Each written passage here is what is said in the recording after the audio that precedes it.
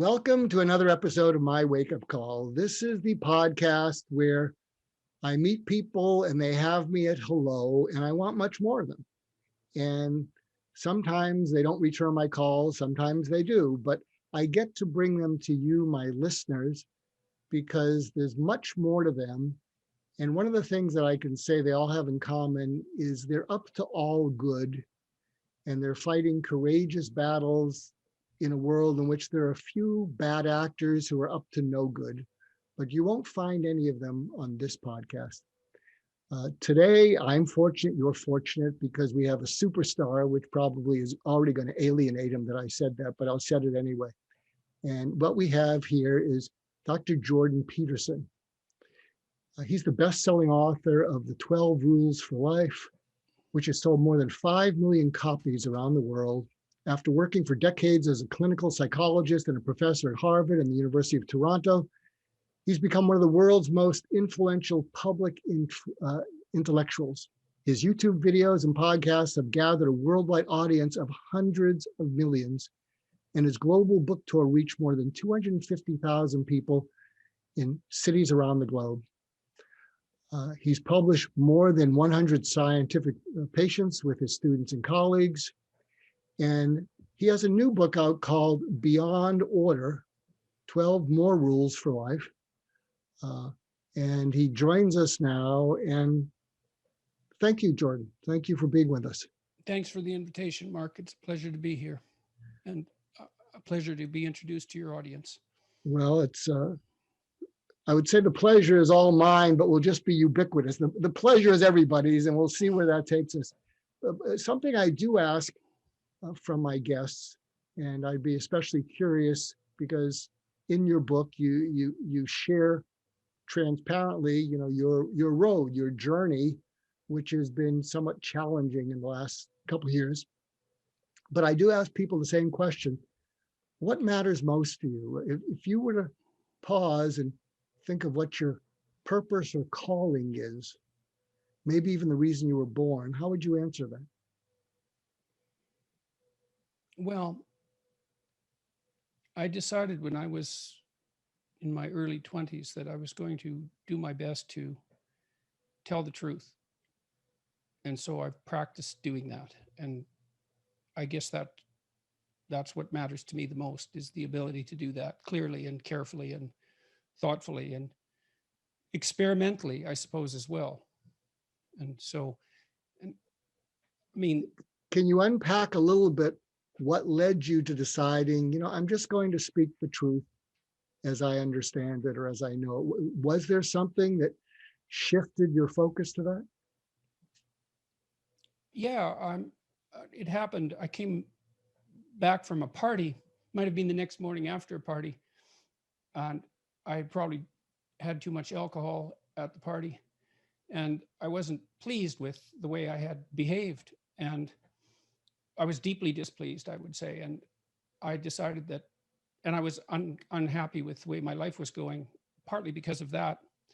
And I decided that I was going to try to stop doing things that I would be ashamed of, and try to stop saying things that I didn't believe to be true, and see where that would take me and what the consequence of that would be. And so I made a vow at that point to. Can you share some of the early stages of truth saying? Well, I stopped arguing to win. I think that's a tendency that people who have a certain verbal fluency have. And there's also the idea, I suppose, that has some merit, that if you win an argument that you're correct, that you're right. And sometimes that's the case if it's conceptualized as a head-to-head battle against two competing arguments. Perhaps the person with the strongest argument is in fact correct, but that's a fairly rare situation. I mean, if you're having an interpersonal discussion with someone in your family, someone that you're intimate with, the mere fact that you can craft a better argument is no indication that you're right. In fact, the wise thing to do under those circumstances might be to help them craft a better argument, just on the off chance that they're right, but aren't able to express it very well. But see, there was more to it than what was personal at that point too, because it dovetailed to some degree with my intellectual interests. I'd always been obsessed with the the consequences of tyrannical states, most particularly the Nazi state and also Stalinist Soviet Union. And I had become convinced by that point in my life that those states were based on lies. That was their modus operandi, was the lie. And I mean, that wasn't a particularly brilliant deduction on my part, nothing original. I learned that by reading Solzhenitsyn in relationship to the Soviet Union. But I mean, the Nazis were quite straightforward about their use of lies. That was part of their doctrine, conscious doctrine, to utilize propaganda at every turn. And it struck me that the horrors of the world were attributable to no small degree to lies.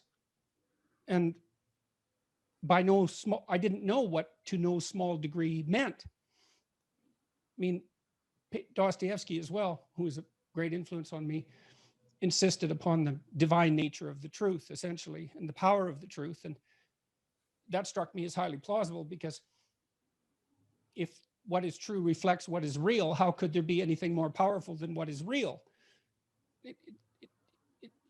It seemed to appropriate to be in alignment with what was real to the degree that that was possible.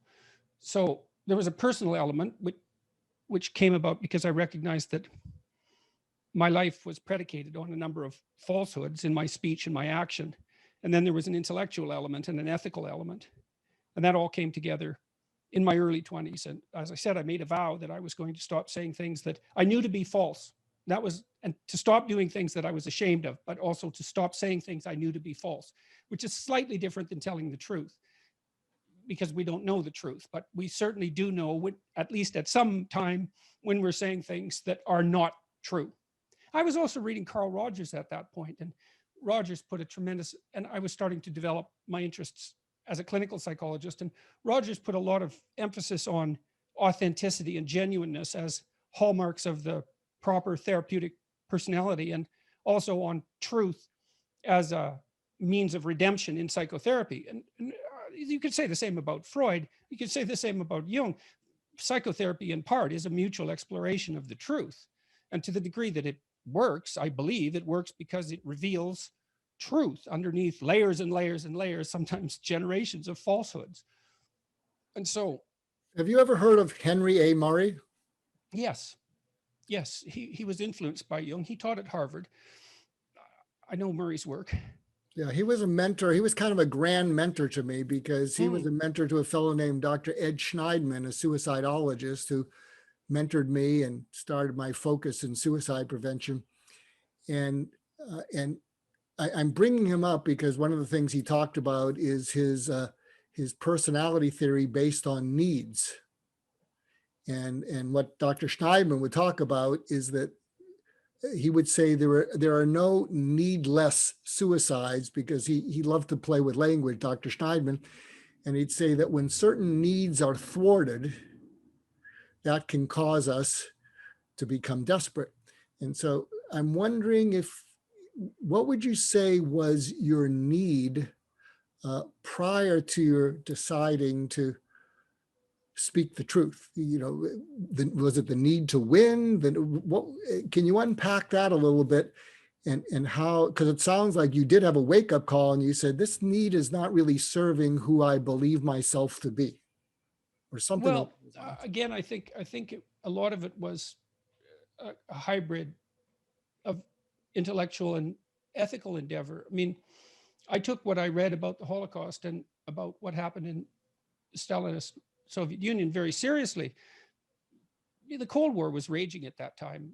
And so it was a problem. The problem of totalitarianism was paramount psychologically and socially at that point, and had been for many, many years. And there was this insistence, for example, among people who'd studied the Holocaust, that it never happened again, that we never forget, that we never allow it to happen again. And it was a very curious insistence to me, because I didn't know what it was that we were supposed to stop doing exactly.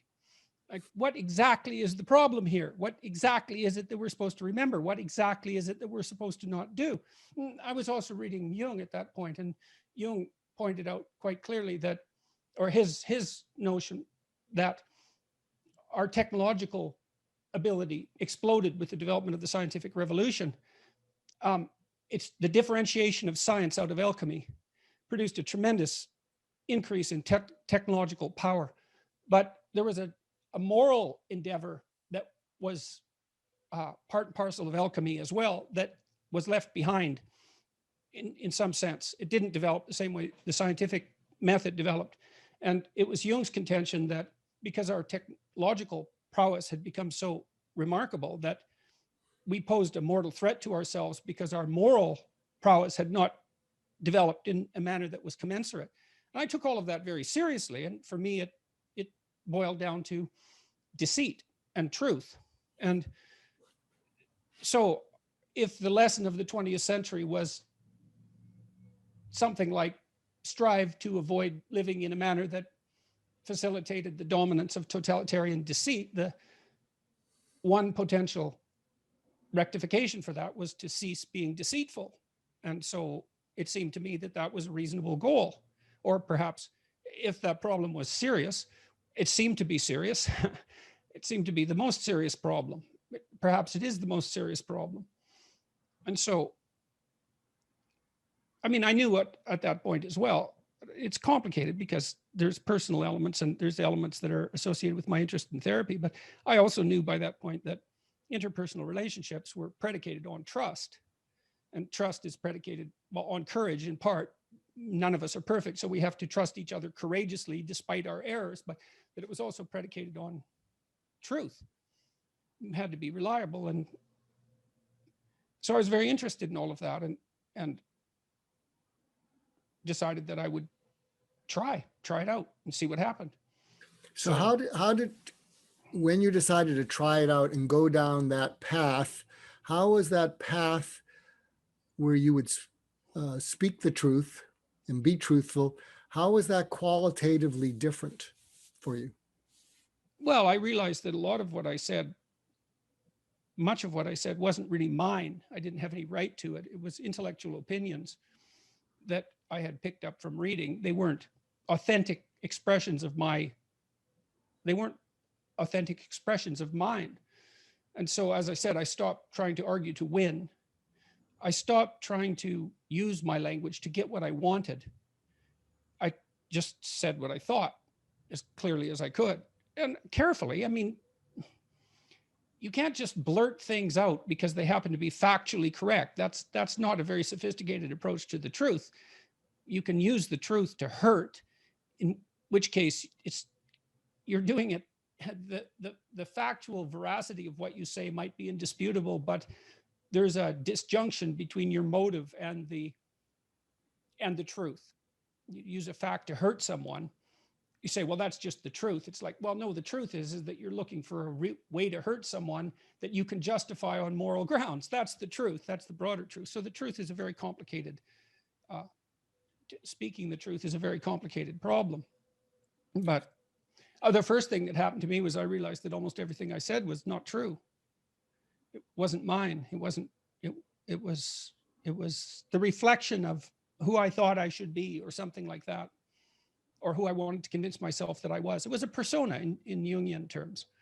I was trying to overcome my persona.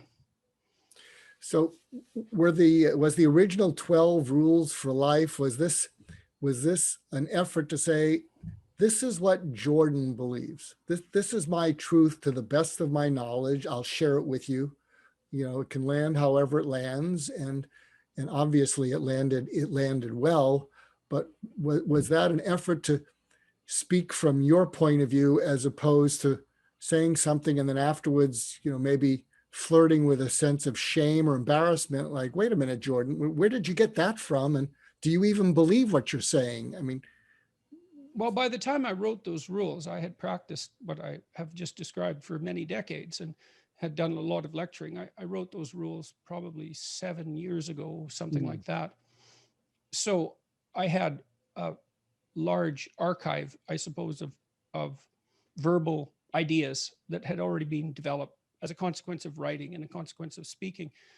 I didn't spend a lot of time on those rules. When I wrote them, they came out all at once. I wrote 42 rules. It was an answer to a question posted on Quora what are some important things that every young person should know, I think was the question. It was something very much like that. And I just wrote down these rules. They came out very rapidly.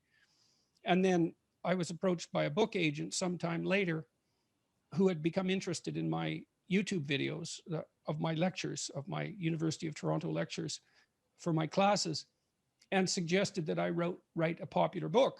And I had toyed, I had already turned a series of lectures into something approximating a popular book, which I've never published. It's just sitting on my desk. The spirit wasn't in it, I suppose, because it was derived from lecture transcripts. But these rules had become very popular on Quora, more popular than any of the other approximately 50 questions that I answered. And they seemed to strike a chord with people. And I thought, well, there's something about the rules. There's something about the idea of rules that people find popular. There's something about a list. It looked to me like an effective means of communicating something. And I believed the rules. I didn't think that they were, I wasn't making any spectacular claims for them. But I thought, well, I'll write an essay on each of them and see how that goes. And so that's what happened. And I'm a behavioral psychologist, and when you're trained as a behavioral psychologist, you learn some very useful habits of thought. And one of them is to translate anything abstract into something actionable. And so I had that idea shaping the way that I lectured constantly, because I would never lecture about something without attempting to make it practically applicable. You know this, here's how it might change the way you look at the world and the way you act in the world. Here's where the abstraction meets action, which is its realization in the world. And so the chapters in 12 Rules for Life and in Beyond Order are all attempts to take it's to take a concept that's in some sense self-evident. That I've been criticized for the obviousness of my rules, let's say, but I don't really find that criticism doesn't really strike home to me, because I knew that they were obvious. That wasn't the point. Just because something's obvious doesn't mean that people can defend it or that they know why it's there. You know, people put up Christmas trees, but they don't know why. There's all sorts of things we do. And I've really noticed this as a trend in modern society, is that, and I lay this at the feet of universities, at least to some degree, our society seems to be characterized by successive deaths of God, so to speak. You know, Nietzsche famously commented in the late 1800s that God was dead, and that wasn't a triumphant statement on his part. And he believed that because belief in God constituted the bedrock of our ethic, that the demolition of that fundamental foundation would rattle its way through the entire ethical structure and bring it down. Well, I see that happening time and time again. Casual criticisms of social institutions emerge. Marriage is a patriarchal, tyrannical institution. It's like, defend it. It's like, well, people don't know how to defend it. They just get married. They didn't know how to defend it. And so when we're put on the spot like that, we're inarticulate. Well, I laid out these obvious rules and then attempted to articulate a defense for them, knowing by that point that many things that we do and take for granted are bulwarks against chaos, the chaos that we don't understand. So, for example, in relationship to monogamous fidelity, there's a wealth of anthropological evidence that suggests that societies are much more peaceful when monogamous fidelity is the norm. And the reason for that is it reduces competition, violent competition among young men. Now, we don't really know that because monogamous fidelity is the rule. So we don't see what the alternative is, except in rare circumstances. And so no one's going to jump up and say, well, monogamous fidelity reduces juvenile male aggression and keeps society stable, unless they're a specialist. Well, so many of the rules that I formulated were of that sort. It's like, well, here's a proposition. It's an ethical proposition that perhaps few people would take umbrage to. Perhaps they might, but let's articulate out a defense of it and make it practical as well. I wanted to bridge the gap between the abstraction and the concrete realization of the abstraction, which is why I think the people find the books useful as well as hopefully interesting. But both useful and interesting is a nice combination if you can manage it.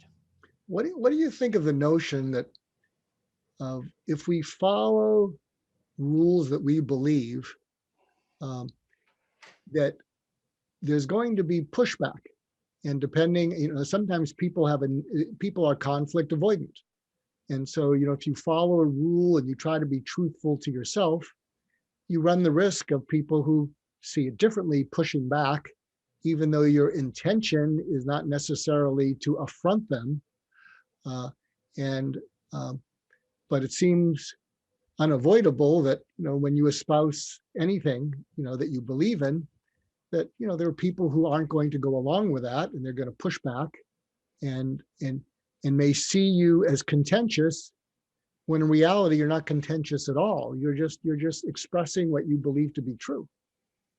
Well, I mean, there's room and reason for conflict. I'm definitely not. I don't like conflict.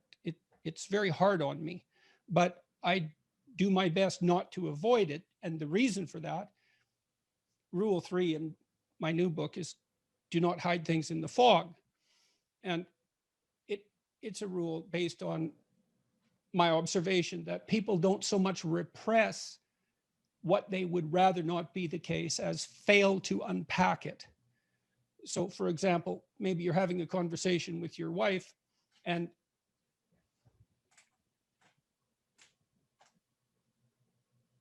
you find yourself upset about something.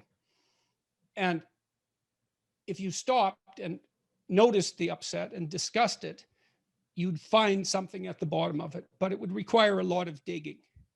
You'd be familiar with that as a consequence of your work as a psychiatrist. Do you have any thoughts on, I've done a fair amount of work on helping parents raise their children to not become suicidal. And I'm pivoting it because what I've discovered is that suicide is too dark a topic, and that people will feel sympathetic to the neighbor next door if it's happening to them, and they will hope it's not happening to their own child, and they'll roll the dice hoping that their angry teen won't become destructive, self-destructive. And we're pivoting, my team and I, to parenting children to not grow up to be angry, hostile, and violent. And what we're trying to introduce is how do you take a reactive society, especially like America, and cause it to be more reflective? How do you get it to pause and just think before it reacts? And because it seems like what you're inviting is, and it seems like your whole approach, not your whole approach, but part of your approach is it's valuable to pause. It's valuable to pause to get in touch with what your truth is, what you're actually thinking, as opposed to just reacting. And any thoughts on that? Because part of what we're trying to do is shift the mindset of highly reactive society to pause before it takes action. And I love your rules because they are all rules to be pondered and then converted into action. I think the beauty of them is they're worth pondering. Well, it's I suppose an injunction to pay attention. Mm-hmm. and with regards to conflict, I mean, whenever there's differences in approach or opinion, there's going to be conflict, because the differences in approach and opinion will produce contradictory patterns of action in the world. So one person will be working in one direction and another person in another, and that's conflict. It's better to sort that out in abstraction to begin with. In relationship to reactive children, well, I don't know exactly how to bridge that gap. I mean, I wrote in my first book that it would be useful for parents not to let their children do anything that makes them dislike them. And that's a variant of do not hide things in the fog, I suppose, is if your children are acting in a manner that renders them emotionally intolerable to you, assuming that you have your head screwed on reasonably straight, there's a high probability that others will find their behaviors equally indefensible. And in the extreme, that means that your child will be alienated. And that does happen to children who are more reactive. Let's say there's a subset of children who are more reactive at the age of 2. Most of them are socialized into something approximating reciprocity, a generous reciprocity by the time they're 4, but a small subset of them aren't. And they tend to be troubled and aggressive for the rest of their lives. So attending is extraordinarily useful. If, you might convince yourself, because you want to act out an ideal that you have not yet earned, that nothing could possibly make itself manifest to your children except your love, because that's what you're like. And there's no possibility that you'd ever be seriously displeased with your child. But if you watch, you'll find that that's just not the case, that very frequently there'll be an interaction that elicits a negative response within you, anxiety or anger, frustration, disappointment. Now, that isn't an indication that your attitude is omniscient and accurate. You might have to check yourself against your wife, for example, to see that you're not just harder to get along with today than might be optimal. But ignoring the problem is definitely not going to help it. And so ignoring is not the same as repressing. Repressing assumes you actually understand, and then you make a decision in some sense to forget despite your understanding. But ignoring means you never develop the understanding to begin with. We react bodily to begin with, and then we react emotionally, and then we have to unpack the emotional reactions before we can generate a differentiated representation of the world. And that takes a tremendous amount of effort, and often a tremendous amount of discussion. And it's easy just not to do that, just to leave the emotion unpacked. But then it doesn't go away, and the causal factors that led to its eliciting don't disappear either. So you decrease conflict in the present, but you, in my estimation, dramatically increase the probability of conflict in the future, and in all likelihood, conflict of a more serious sort. You hear these cases now and then where a mother snaps and does something really terrible to a child, and you think, well, how could someone possibly do that? And the answer is, well, it's the 500th time. And maybe the mother had a little bit too much to drink the night before and had a fight with her boyfriend and got fired from her job and is hungry and overtired. And the child does the same annoying thing that she's never responded to properly in the past, the 500th time. And it's like, that's when all hell breaks loose. It's best that it isn't that all hell breaks loose. The same thing happens when people get divorced. It's the cumulative consequence of 1,000 signaled crises that were never delved into and sorted out. And that's not good. I know why people do it, because it's very painful to delve into something that produces emotional upset, and God only knows what you'll find. Generally something you'd rather not find, but not finding it doesn't mean it isn't there. And I think this is part of truth, is if something bothers you, well, then you have to notice it. You don't have to think you're right. That's a mistake, but you have to notice that you're bothered. And maybe if you're just bothered once, well, you should shut up about it. But if you're bothered 3 times, well, maybe it's time to say, look, this is bothering me. There's something going on here. We need to figure this out, or we'll just drag it forward into the future.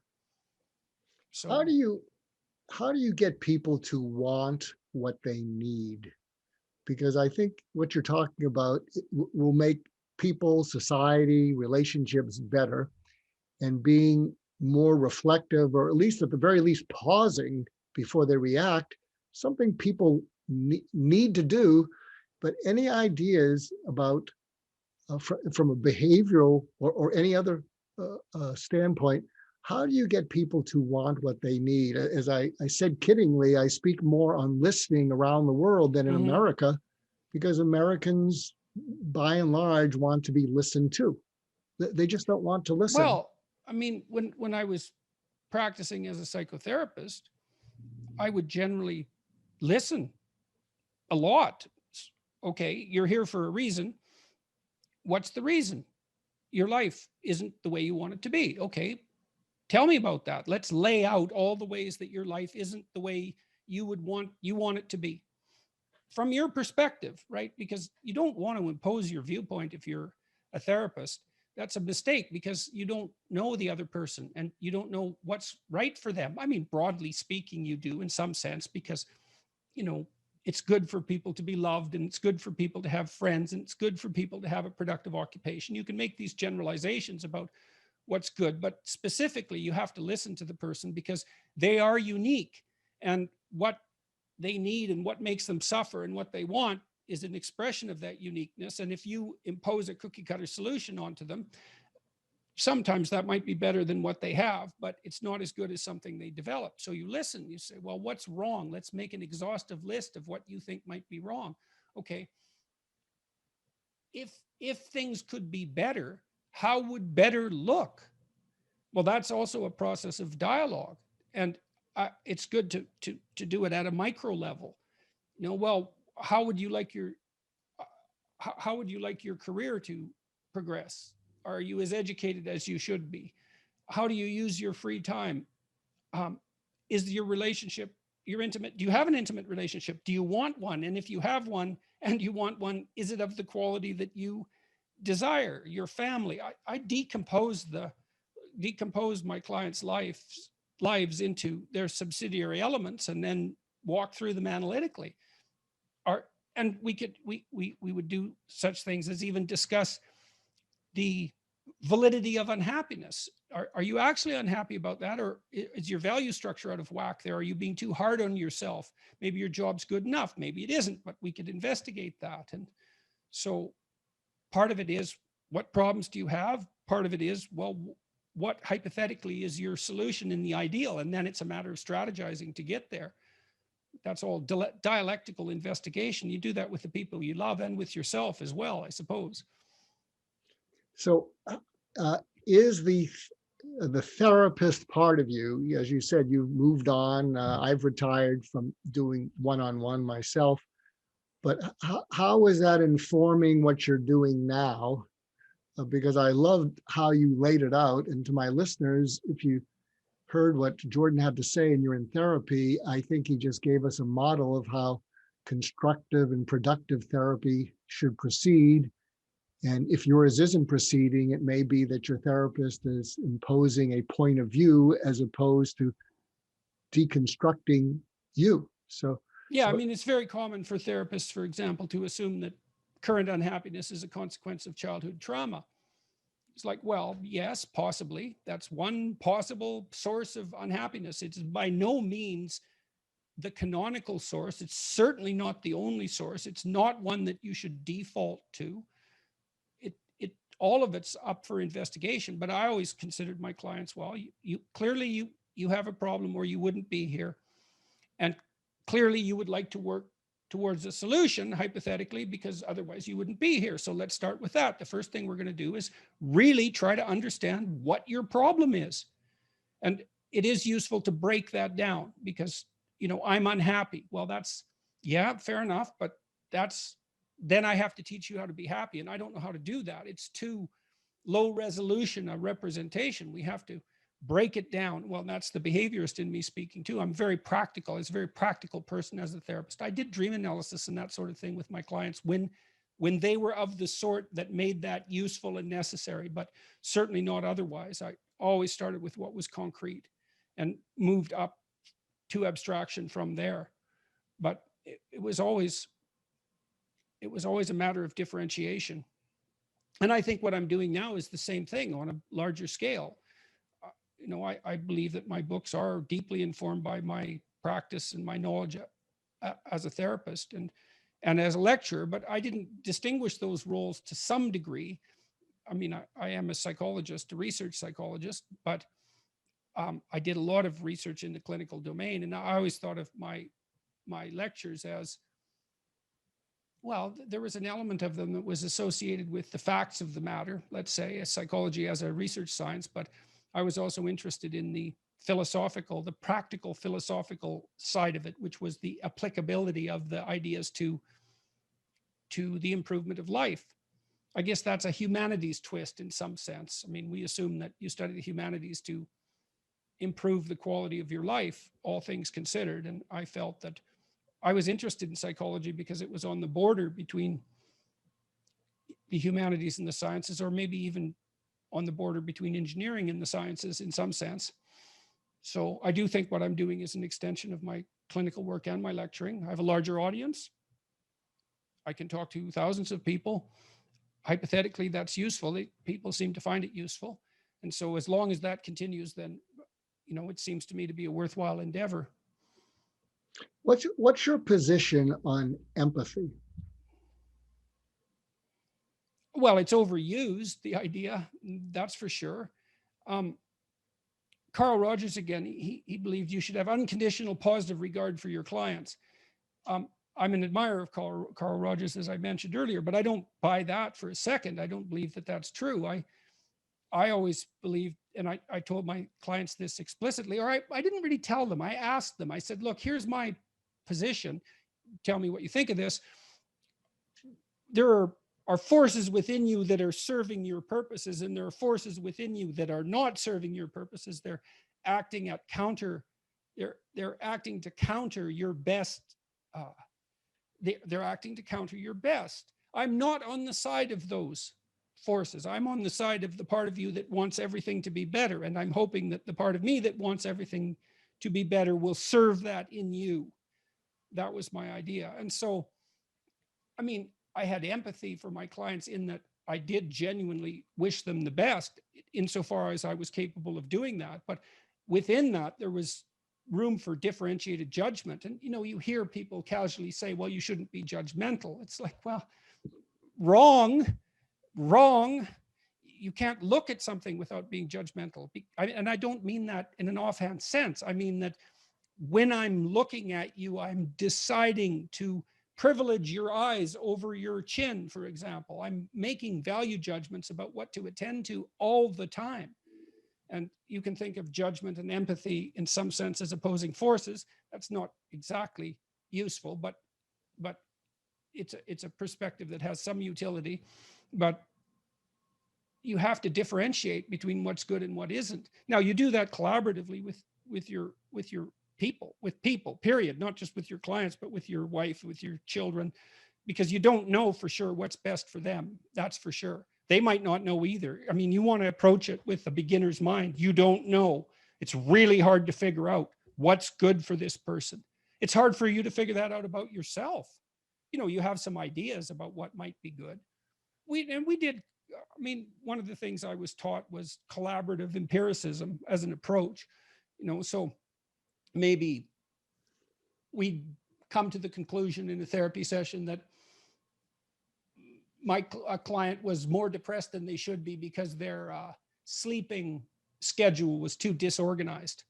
And so that was interfering with their circadian rhythms and exacerbating their depression. And so we'd say, well, why don't you try moving your bedtime to something approximating 11:30 at night, which is it's within the normal range, let's say. And then we can assess for 2 weeks the effect of that on your mood. Because maybe that would be helpful and maybe it wouldn't, but we could find out. And so that's an experimental approach, and it's very useful because it's based on the presupposition of your ignorance. I mean, I was always very careful not to advise my clients exactly. Sometimes I would, if they really asked, and if it was an emergency, I suppose, something like that. But I also didn't want to steal their victories from them, because if you advise someone to do something good and then they go do it, it's like, well, that redounds to your credit as a therapist or a friend or a husband or a father. It's not that helpful though, because you steal the victory from them. That's not helpful. You don't want to do that. You want to really be careful not to do that. So I want to pause for a second, because to my listeners who are listening in. And my guess is this episode may get more listeners because Jordan's known worldwide.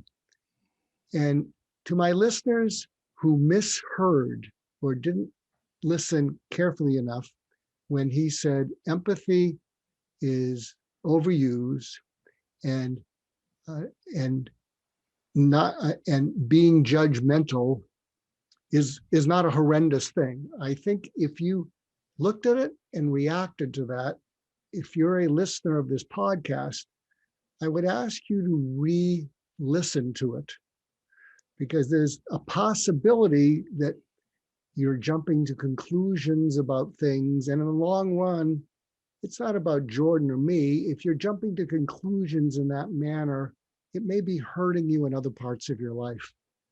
But I just wanted to pause because I know there will be people who listen and they will react to certain words that you clearly explain in a non-biased way, in a truthful way. So I just Well, wanted judgment also enables you to differentiate between the good and the better, or the better and the best. You want your judgment intact. And we could even think about it technically. So empathy is a manifestation of a personality trait, agreeableness.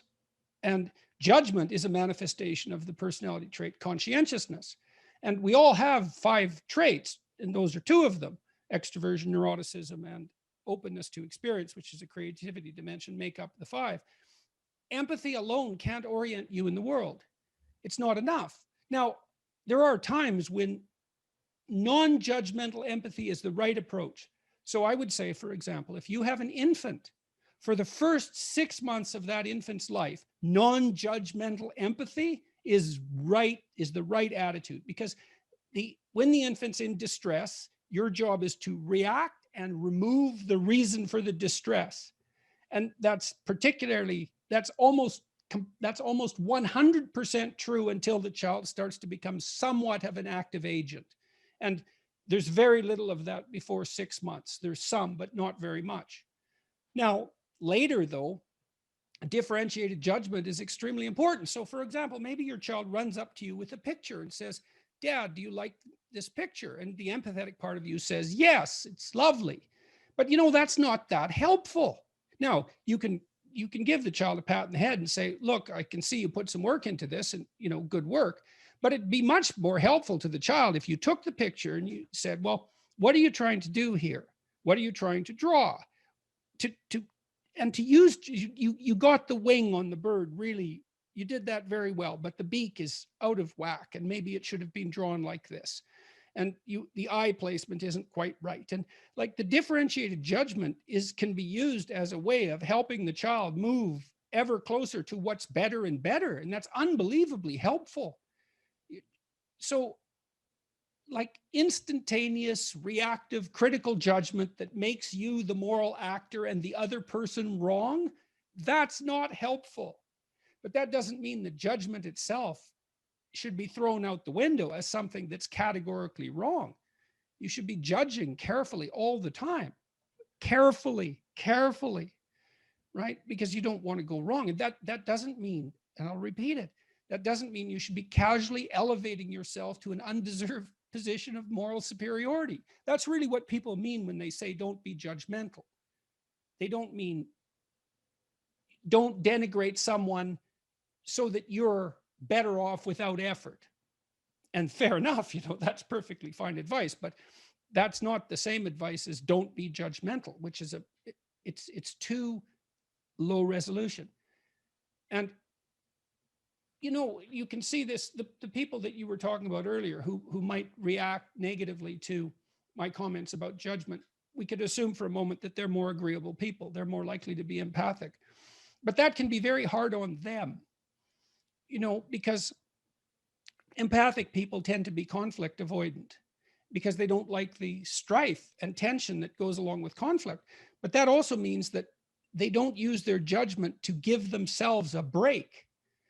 So if someone's annoying you, your child perhaps, if you use your judgment carefully, you can remove the source of annoyance so that you don't have to be taken advantage of anymore. Because it could easily be that you've bent yourself too far in a direction that you shouldn't be going because you're overly empathetic, let's say. And that's not good. It's not good for you. It's not good for your child either, because they're learning to take advantage of you. And that's the problem with untrammeled empathy. Everything goes, everything's acceptable. It's like, but that's not true. Everything isn't acceptable. If your children don't know how to act in a reciprocal manner, other children will not like them. And that's a catastrophe for your child. And so you want to use differentiated judgment, say, look, kid, don't act like that, because, or do this instead. Or if you're really sophisticated, you can watch and see when your child does something good, and then you can point out that they did something good. That's unbelievably powerful. That works really well in intimate relationships too. It's very difficult because you have to be awake and alert, and you have to know what you want and what you value. And then you have to be fast enough to notice it. But it's unbelievably useful. But that judgment, like, you're an adult. God, you want to share your judgment with the child because the child doesn't know anything.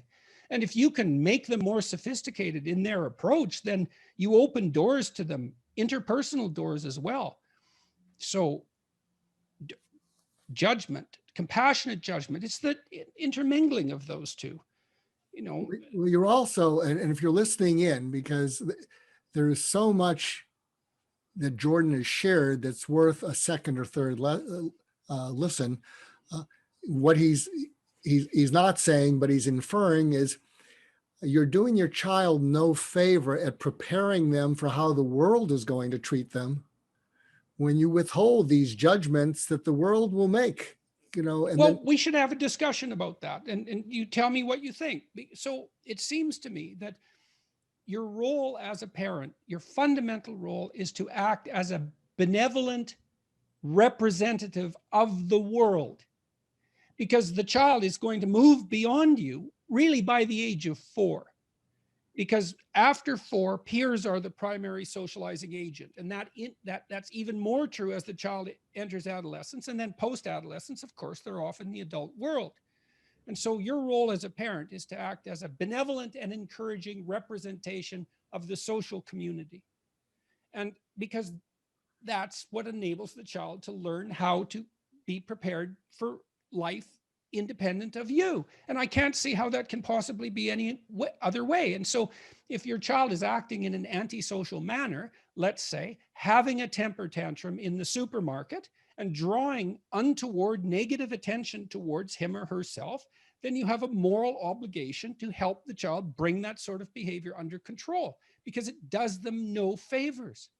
And my impression with people is, I was shocked when my wife and I first had our little kids, because it opened up a window into a world of humanity that I didn't know existed. And that was a benevolent maternal and paternal element. Almost no one fails to smile when you roll your toddler down the street, especially if the toddler is smiling and alert and friendly. Everyone from decimated street person to, in a hurry business executive will glance and smile. And that's especially true if they're parents. And now you're in that club. People will react favorably to your children if they're given the chance. And your job is to help your child prepare to be that person to whom people react favorably. What a gift. I mean, there isn't anything you can possibly do for your child that's more beneficial to them than to help them learn to react to others in a manner that's inviting of generous reciprocity. And it requires, you could say, well, that's a higher order empathy. I want what's best for this child. And that doesn't mean just to eliminate conflict in the moment. It means to prepare them to be the sort of person that everyone wants to invite to play. That's success as a parent. And it's also unbelievably pleasurable as a parent, because then you have a child who's playful, and you can have a playful dinner, and you can have a playful conversation. And maybe when you're older, and your child's an adult, you can have a playful adult relationship. And that's something of the highest possible order. None of that occurs without judgment, careful, cautious judgment, not moral assassination, right? We need to distinguish between those two. But so you asked about empathy. I said, well, empathy gets overplayed. It's a virtue, but it is by no means the only virtue. And as an isolated virtue, it becomes a fault. So that's, the parent who accepts everything is the same parent who imposes no standards whatsoever on their children. And that's a catastrophe. It's a catastrophe. That's the devouring mother in fairy tales. It's not good. This is so fascinating, and I want to be respectful of your time, Jordan, and you've given us a great deal of it. And to our listeners, this is, as I mentioned in the introduction, I find people who have me and will have you at hello when you want much more. So if I was listening to this podcast, I'd want much more. I'd urge you to check out Jordan's lectures, check out his books. And I'd also urge you to listen to this podcast more than once. In fact, it might be a good exercise the first time to write down some of your reactions, being honest with yourself. Give it 24 hours and listen to it again and see if you hear it differently. Because there's just so much to get from it. I especially appreciate your distinctions with these words. And I can tell, Jordan, that you'll get passionate because from recent thing that you bring up a certain word, it is so charged, and your intention is to not have it be misunderstood and for people to use it against themselves in their relationships. And I appreciate you going into your deconstructing of some of those words. It's been a real treat for me and our listeners. Oh, thank you very much. And shall we continue? I'm not in a hurry, so you're not imposing on me. Oh, well, that's good. No, I have a little more time, so I'm sorry if I caught you in mid spiel, but spiel on. No problem. Well, I'm open for another question if you've got one.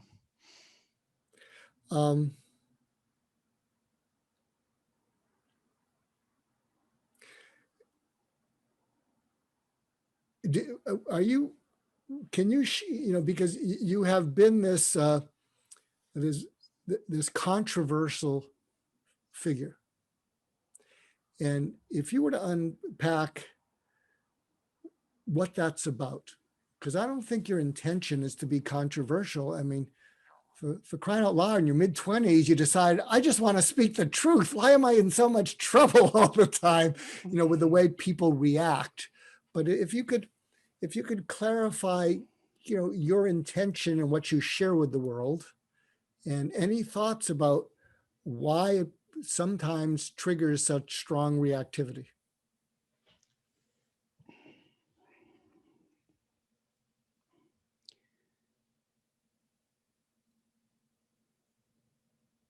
Well, it's partly because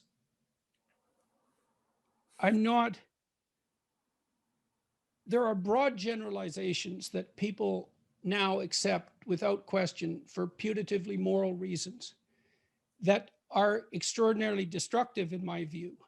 And when I hear them and object to them, that irritates the people who are making the generalization. So, for example, it seems to me that there's a moral requirement that's emerged in our society to view our social structures as tyrannical and patriarchal in their essence. And that's not true. So it bothers me. And it bothers me for a variety of reasons. I mean, it's possible that young men have been particularly affected by my work. That wasn't my intent, but it's all right that that's the consequence. But I think I know why, in part. I had this friend, I wrote about him in my first book, in 12 Rules for Life. And he kind of bought the society as an evil, tyrannical structure story lock, stock, and barrel. So he sort of viewed people, human beings, as a cancerous growth on the planet, let's say, despoiling the natural environment carelessly with all our greed and striving for power. And then he viewed any manifestation of ambition in himself as nothing but the temptation to partake in that tyrannical power. And so he wouldn't do anything. Now, a skeptic would say, well, it's easier to do nothing. And I suppose there was some truth in that, but his moral qualms were genuine. He used to let himself get beat up by native kids in northern Alberta because he was guilty about our colonial past, let's say. He didn't precisely phrase it in those terms, but that's in essence what it was. And it wasn't obvious to me then, and it isn't obvious to me now, that allowing himself to be beat up was exactly that good for him, or for anyone else for that matter. And I see with this insistence that this tyrannical power striving is at the source, at the heart of our social institutions, I see this as tremendously damaging to young people in particular, partly because it's simply not true. You know, there's an idea, for example, that the fundamental essence of American culture is slaveholding. It's like, no, sorry, not true. Now, let's take that apart. Is there a proclivity among human beings to enslave one another? Yes. Has that been around forever? Yes, forever. And is it laudable? Obviously not.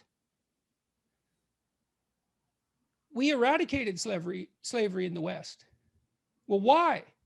Because there's an idea, because of an idea. And the idea is that each individual is of sovereign worth, regardless of race, creed, color, sex, regardless of immutable group characteristics. And that idea was so powerful that it obliterated this powerful counter tendency, let's say, to enslave and demean and be prejudiced against. It's not like I don't understand the intensity of those temptations, but the fundamental idea won out. And that's what young people should be taught, despite all our flaws. Generally, we've strived to make the good prevail. And that the proper use of your ambition is exactly that. The insistence by certain intellectual class that it's power at the basis of all social relations is simply not the case. I mean, in my experience, you can tell me what it's been for you. I think back to my graduate advisor. He's a good example. So Robert Peel, someone I still am in contact with constantly. He's a business partner of mine now. He was a mentor to me. So he was a well-regarded professor of psychiatry and psychology at McGill University, a member of the patriarchy, let's say, who opened doors for me like mad and did the same to all of his students. We had a Festschrift for him, a celebration of his life's work, about 3 years ago. And I suppose 20 or so of his graduate students, which is a real mentoring relationship to be a graduate student. It lasts years. It's an apprenticeship, essentially. It was just story after story about how he had acted above and beyond the call of duty in a beneficial, paternal manner and helped a whole set of struggling young people with a certain amount of aptitude develop full, helpful careers as scientists and clinicians. And that's what's at the core of our patriarchal institutions.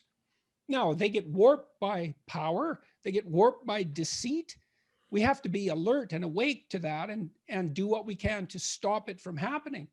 But there's no evidence whatsoever that untrammeled power striving is a recipe for success. It's a bloody lie to state that it is. People get cynical. They say, well, all corporations are run by psychopaths. It's like, no, they're not. And psychopathy is not a very effective strategy. As a matter of fact, if you're a psychopath, you have to move constantly because people figure out who you are and then your reputation works against you. And so a very small minority of people can be quasi-successful for small periods of times by engaging in psychopathic behavior, but they have to live on the margins. And as soon as they're around long enough so people get their number, it's not an effective strategy at all. And if our institutions were based on power, then it would be the people who use power who attained preeminence. And that's just not the case, except when the structures are not working well. That doesn't mean that I'm naively optimistic about the proclivity of large institutions to stay on the straight and narrow, but to think of power striving as the fundamental governing property of our social institutions it's not only factually wrong, it's malevolent and perverse. And so it's my proclivity to object to such things that makes me controversial. And I do object to them. I mean, I want to make a comment to our listeners, and thank you for taking more time. And we have more time, but I wanted to get into the listening of my podcast audience. If any of you are having a reaction to what Jordan's saying and how he's saying it, I would ask you to think of this. Are there things in your life where you're hesitant to reconsider the way you look at something because you don't want to discover where that as right as you thought you were is as wrong as you turned out to be? And that happens to all of us with a divorce, a bankruptcy. And a lot of people really have a hesitation to having that realization, because if you think to yourself, Jesus, right as I thought I was about my reaction to Jordan is as wrong as I turned out to be, then you could be wrong about a lot of things. But that's true for all of us. And we can live with that. We can learn from that. But there's a lot of people that I know that really push back because they won't even hear what's being said, because they don't want to flirt with that possibility that they're wrong, because maybe it'll metastasize through their judgment and they're wrong about everything. That's just very human. So I just wanted to put that. It's very painful for that to happen. Yeah, I mean, if you have an article of faith and much of the way you look at the world is predicated on that, and you question that, then you risk demolishing that entire map. And underneath that is all sorts of chaos. It's very disorienting, but it's better to improve. It's better to look for improvement than to insist upon being right. It's better long-term strategy. No, I'm really struck. I've been thinking about this power issue a lot lately. I'm really struck because there are no shortage of intellectual theories about the tyrannical nature of the state. And you think, well, why is that the case in universities? I think the reason that it's come up in universities is essentially an expression of something like envy. So it's the envious, maybe there's envy for the creative writer. And so his political motives can always be questioned because that's a way of contending with the awful fact of that creativity. Or maybe there's jealousy amongst the intellectual class for the disproportionately high salaries of their corporate peers. And so it's reasonable revenge to make the presupposition that capitalism is nothing but a tyrannical power game, et cetera, et cetera. And I wouldn't put those theories forward if there were equivalent widespread theories of benevolent motivation. I mean, look, when you look back over your professional history, tell me if you think this is true. I've been thinking about this recently. I talked to you about my graduate supervisor and the great pleasure that he took in opening doors to promising young people. That was his career. I mean, he was very, very generous as a researcher. You know, he shared authorship continually on scientific papers. And I had counterexamples where, you know, getting a senior scientist to share authorship with his or her graduate students was like pulling teeth. It wasn't the case with my supervisor at all. He was generous to a fault. And that redounded to his credit because everyone wanted to publish with him because of that. But the people that I've admired in my professional career have been those who take great pleasure in facilitating the development of others. And I do believe, what do you think? Isn't that a primary human motive? Don't you think that's more primary than the desire for power? I mean, I think the only people who desire power, as far as I can see, are people who've been really hurt and who are grasping at it as a substitute that maybe will enable their revenge or something like that. I mean, why would you want power? If power is something like the ability to compel people to act against their will, or perhaps against their self-interest, that's power, brute power. Well, That isn't the primary motivation. do you think part of it is that that people's lives and what they feel competent, confident, and in control of is becoming more and more narrow, and it's not like even a bell-shaped curve; it's like a hologram. And so what happens is there's that fear that if they vary from that psychological silo of competence, confidence, and control, that they will go from powerful to utterly powerless. So there is an effort to push everyone into your purview, to maintain your own belief. I am competent. I know what I'm doing. But it may be, one of the things that I've done, Jordan, is I did house calls to dying patients, and I tried to help them make peace with their lives at the end. And there were a few who were very powerful, who at the end would say, I think I blew it. And I said, what do you mean? I remember one person who was beloved in public, had a terrible private life. And I said, what do you mean? You have a hospital named after you. And he said, don't con a con man, especially when he's dying. I have all the love that money can buy, and that's all it's worth. I'm not close to another person. And everything I thought was important is unimportant. And everything I thought was unimportant is important. And I've run out of time. So I mean, you do you think that was genuine? Do you think that he had come to that realization, or was he denigrating himself too much? I think it was partially genuine, because other people I've shared it with, they'd say, yeah. Would he think the same 6 months before he was diagnosed? I mean, six months earlier, he wouldn't have thought that. But, there are things that happen in our lives, which can cause us to look at things differently, that have the opportunity of lessening self-deceit, if that's something you want to do.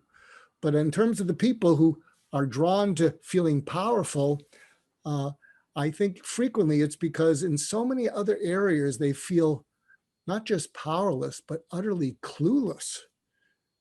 And yes, well, that's it. So it's not a healthy reaction, and it's not the reaction of someone who's oriented, what would you say, who's situated properly in the multiple domains of their life. And to think of that demand for power as the fundamental motivating source for our social institutions just seems to me to be cynical beyond comprehension. There has to be some reason for that insistence. I know that social institutions can become corrupt, obviously, right? And we need to be alert to that. Well, which is partly why I do my best to insist upon the spoken truth, let's say, because paying attention and telling the truth is the best way to keep social institutions from becoming corrupt. But I don't know what it says about our society that now there's a moral insistence that we must believe that our social institutions are fundamentally predicated on tyranny. I don't. I think just haven't. That hasn't been my experience of them. I think your point of envy and jealousy is really valid. There's a certain chutzpah envy if you don't have it. And the daring to just say whatever you want to, there's a certain envy of that. And out of that envy can be a need to shut it down. And I think that's pervasive. I'm running into my next thing. This has been a treat and a gift, Jordan. I want to thank you. And I hope when all the all the deserved attention from your book, dies down a little bit, I hope you would come back again in several months, and we'll continue our conversation and see where it leads, if you're open to that. Well, thank you very much for the opportunity and for the conversation. It's much appreciated. And thank you to your audience for struggling through the dialogue and listening to it. To my audience, it was well worth the struggle. And please listen to it and note your reactions and sleep on it, and then look at your reactions, because there's a good chance that you're doing this in other parts of your life and it's not serving you. So thank you, Jordan, again, for the gift of your extended time. And to our listeners, thank you for listening in. And I hope this is my wake-up call, and I hope you woke up. I certainly woke up. I'm going to stay awake. And until next time, please share this if you think other people will be interested. And thanks again for supporting this. And do take care of yourselves. Thank you, Jordan.